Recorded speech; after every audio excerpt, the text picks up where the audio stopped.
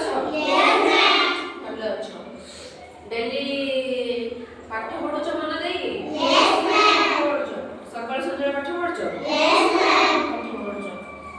ଠିକ ଅଛି। ମୁଁ ଆଜି କିଛି କ୍ୱେଶ୍ଚନ ପଚାରିବି ତ ତମେ କହିପାରୁଛ କି ନାହିଁ ଜଣା ପଡେ ତ ପାଠ ପଢୁଛ କି ଠକ ପଢୁଛ। ଜଣା ପଡିବ ନା? ପଚାରିଲେ ଜଣା ପଡେ ନା ପାଠ? ଠିକ ଅଛି। ମୁଁ ଗୋଟେ ଏଇଠି ଗୋଟେ ବିନ୍ଦୁ ଦେଲି, ଏଇଠି ଗୋଟେ ବିନ୍ଦୁ, ଏଇଠି ଗୋଟେ ବିନ୍ଦୁ। ଏଟା କୋଣ କୋଉ ଗୁଣ ହେଲା? ଏଠି ଗୋଟେ ଗୁଣ, ଏଠି ଗୋଟେ ଗୁଣ, ଏଠି ଗୋଟେ ଗୁଣ। ତ୍ରିଭୁଜ କେତେଟା ବିନ୍ଦୁକୁ ନେଇକି ଗଠିତ? ତିନିଟା ବିନ୍ଦୁ ନେଇ ଗଠିତ। ତାର ବାହୁ କେତେଟା? ତିନିଟା ବାହୁ। ଏଇଟା କଣ ହେଲା? ତ୍ରିଭୁଜ। ଏଟା ତ୍ରିଭୁଜ ହେଲା?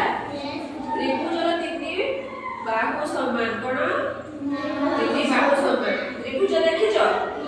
ତ୍ରିଭୁଜର କୋଉ କୋଉ ଜିନିଷଟା ଯାଉଛି ତ୍ରିଭୁଜର ସବୁ?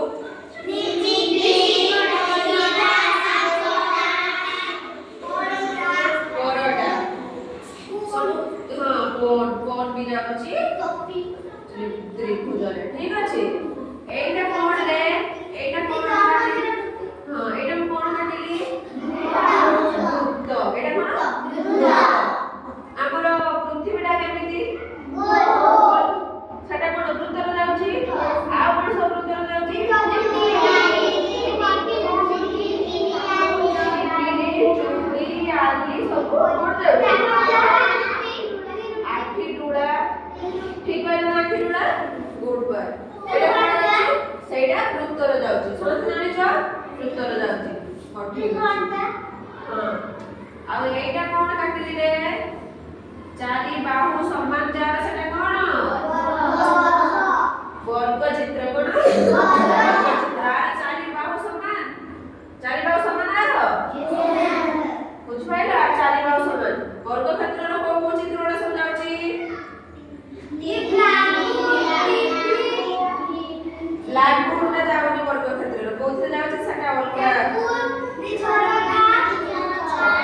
କୋଉଥିରେ ଯାଉଛି ସେଟା? ବର୍ଗ କ୍ଷେତ୍ର। ବର୍ଗ କ୍ଷେତ୍ରର ମନେ ରହିଲା ତାର ଚାରି ବାହୁ କଣ? ସମାନ। ତ୍ରିଭୁଜର ତିନି ବାହୁ ସମାନ। ତାର ତିନି ଗୁଣ ବି ସମାନ। ତିନି ଗୁଣ ସମାନ ତାକୁ ତ୍ରିଭୁଜ କୁହନ୍ତି। ଆଉ ବର୍ଗ କ୍ଷେତ୍ରର ଚାରି ଗୁଣ ବି ସମାନ। 90 ଡିଗ୍ରୀ ଚାରି ଗୁଣ।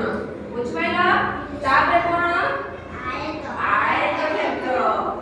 ଆୟତକ୍ଷେତ୍ର ଚାରି ଆଡ କୋଣ କୋଣ ଯାଉଛି?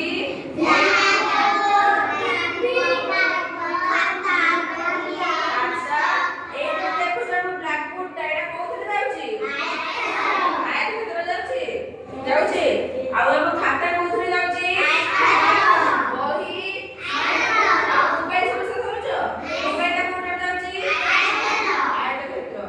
ଆୟତକ୍ଷେତ୍ରର କୋଣ ଏ ବାହୁ ସହିତ ଏ ବାହୁ ସମାନ, ଏ ବାହୁ ସହିତ ଏ ବାହୁ ସମାନ। ଆର ବିପରୀତ ବାହୁ ଦିଟା ସମାନ। ଏ ବାହୁ ସହିତ ଏ ବାହୁ, ଏ ବାହୁ ସହିତ